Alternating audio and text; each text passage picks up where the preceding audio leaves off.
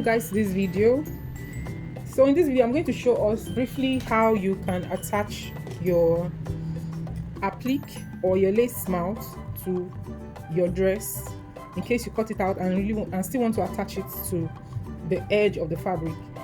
Now if you go ahead to sew it directly without placing it in order, you're going to find yourself struggling, because especially this kind of lace that I have here, this kind of lace, you can see it has a lot of designs.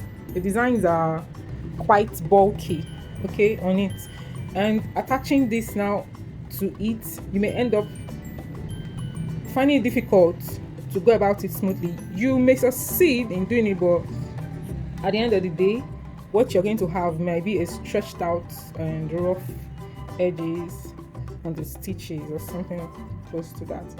So the first thing I did was to trim off every part of the lace that is attached to the edge of the lace. So I trimmed them off to the end. Then after trimming it, you want your iron. You're going to have your iron there.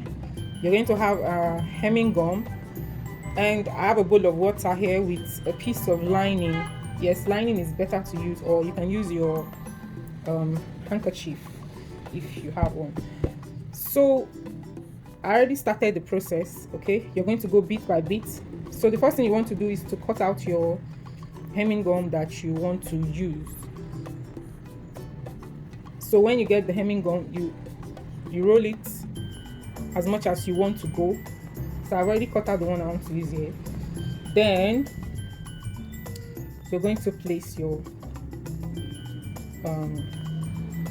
lace trims. You can still work on normal trimmings you buy from the market. You can still work with it with this same process. So when you're done, you're going to get your water and the lining piece in it. You squeeze out the water. Then you're going to place it on it like so. Then you iron.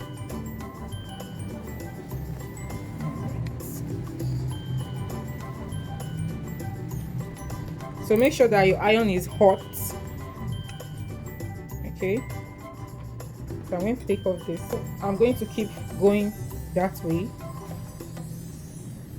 So I'm done with that point. I'm going to go on cut another for as much as I want to work with.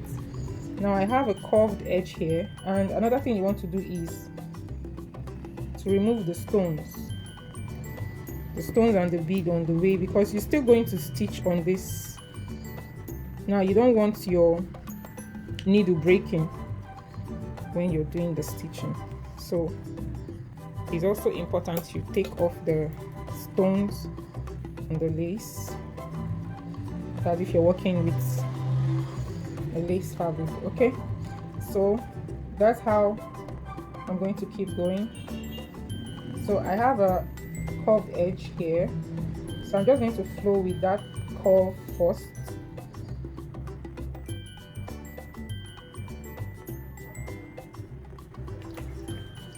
I'm just going to do that point since it's in curve.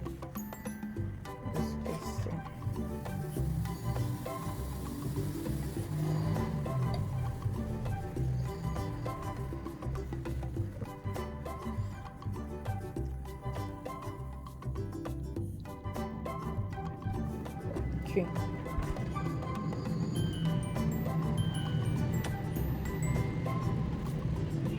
So you can place another fabric if you don't want to mess up the surface. If the surface you're working on, if it's your regular surface where you iron under dresses, you want to put something under, maybe a paper or another fabric that you are not going to be using. Okay, so this is how you keep going. This is how you keep going and until you're done.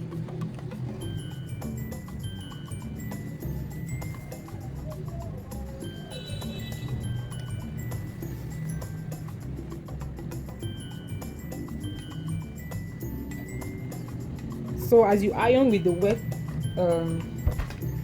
with a wet fabric, it tends to make the hemming gum disappear. Let me bring it close so you see what I'm talking about. No hemming gum showing anywhere. So you can use this technique for a colored dress. So it's not only a white dress, you can use your hemming gum on. Okay.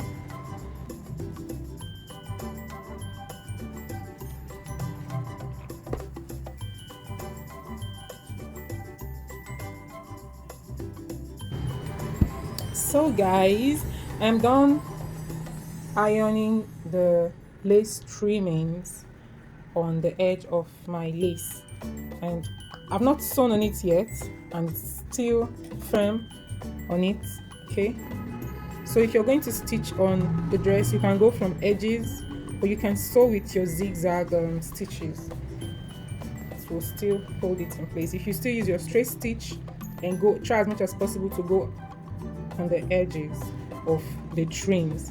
So you can still do this particular technique on other trimmings that you get from the markets. All right, thank you guys for staying with me on this video. See you in the next video. Bye bye.